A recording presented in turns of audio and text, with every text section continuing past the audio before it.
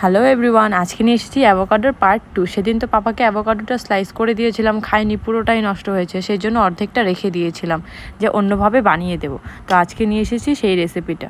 যেহেতু অ্যাভোকাডোতে না কোনো স্বাদ না কোনো গন্ধ কিচ্ছু নেই, সেই জন্য এটার মধ্যে যেটা মিক্স করবে সেটারই স্বাদ আসবে। সেই জন্য আমি এটা পাপাকে ফর্মুলা মিল্কের সঙ্গে মিশিয়ে দিয়েছিলাম। সেই জন্য অ্যাভোকাডোর স্বাদটাও বুঝতে পারেনি, ফর্মুলা মিল্কের স্বাদটা ছিল। সেই জন্য খুব ভালোভাবেই খেয়ে নিয়েছিল সেদিন। একটু ভেজাল করেছিল, তবে খেয়েছি। আর এটা ছিল আমাদের ফার্স্ট রেসিপি।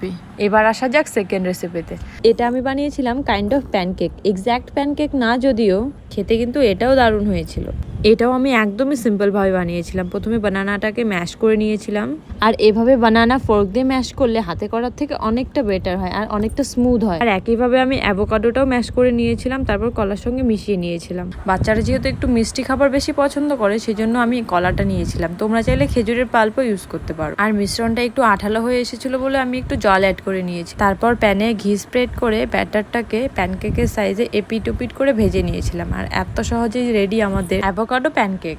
আর বাচ্চারা সবসময় নতুন নতুন টেক্সচার, নতুন নতুন খাবার, নতুন নতুন সব কিছুতেই একটু বেশি ইন্টারেস্ট দেখায়। সেই জন্য আমি পাপাকে সবসময় নতুনত্ব দেওয়ারই চেষ্টা করি। তোমাদের কারো যদি অ্যাভোকাডোর অন্য কোনো রেসিপি জানা থাকে আমাকে কমেন্টে জানিও। আজকের জন্য ভিডিও এখানেই শেষ। দেখা হচ্ছে অন্য কোনো ভিডিওতে। Tata, bye bye. ভালো থেকো, সুস্থ থেকো। আর হ্যাঁ, লাইক সাবস্ক্রাইবটা করে দিও।